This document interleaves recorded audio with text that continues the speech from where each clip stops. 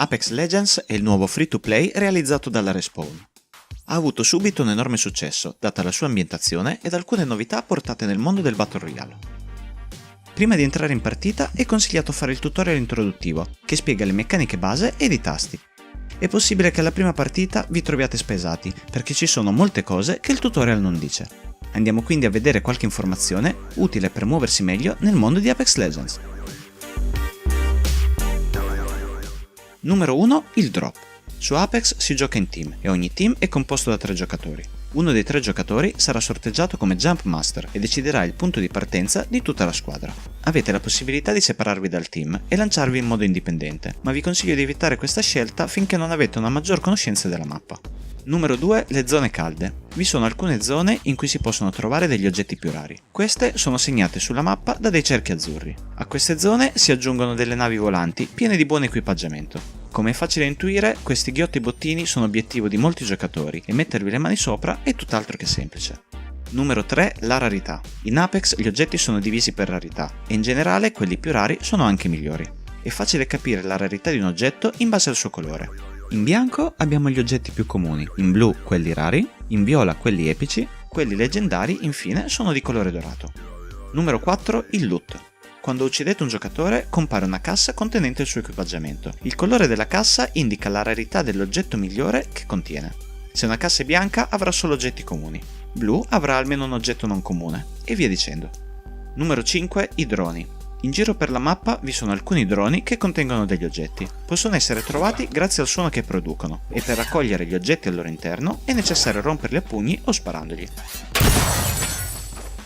Numero 6. Lo scudo. Quando i vostri punti vita vengono azzerati, non morite immediatamente. Finirete a terra e potrete essere rialzati da un alleato. Mentre siete a terra, se lo avete trovato in gioco, potete attivare uno scudo che vi protegge dai danni in arrivo. Se anche doveste morire, non disperate e ricordate che i vostri compagni di squadra possono riportarvi in vita. Numero 7. I beacon. Il tutorial insegna che nella mappa vi sono dei beacon che permettono di resuscitare gli alleati. Quello che non dice è che questi beacon possono resuscitare un solo giocatore, dopodiché diventano inattivi.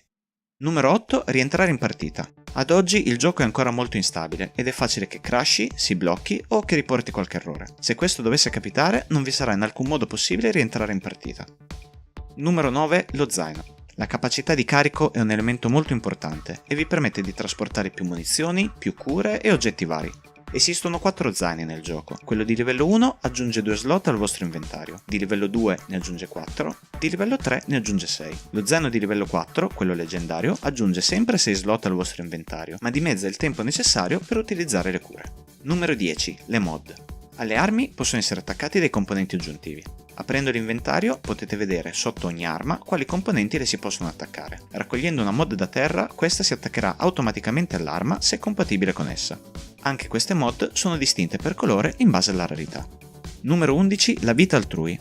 Quando sparate ad un nemico è possibile capire approssimativamente quanta vita ha. Ogni giocatore ha 100 punti vita più l'armatura.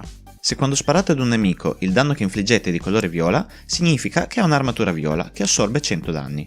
Per ucciderlo dovrete quindi infliggere 100 danni per rompere l'armatura, più 100 per azzerare la sua vita. Ragionamento analogo si può fare con le altre armature. Quella blu assorbe 75 danni e quella bianca 50. Se invece vedete un danno di colore rosso, significa che state infliggendo danno direttamente ai punti vita dell'avversario. Numero 12. Il parkour. Diversamente da altri giochi, non dovrete sempre cercare la scala o una zipline per superare gli ostacoli. Apex riprende da Titanfall l'elemento del parkour. Potete quindi correre sulle pareti, scalare o scavalcare molti elementi per guadagnare in fretta una posizione sopraelevata. Numero 13. Le cadute. In Apex non esiste il danno da caduta, potete quindi lanciarvi da qualsiasi altezza senza preoccupazioni.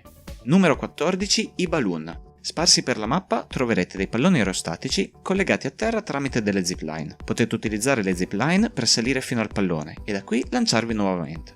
Questo permette di muoversi velocemente per la mappa, ma volando siete visibili ed esposti al fuoco nemico. E queste sono le 14 informazioni che vi permetteranno di apprezzare meglio le meccaniche di Apex.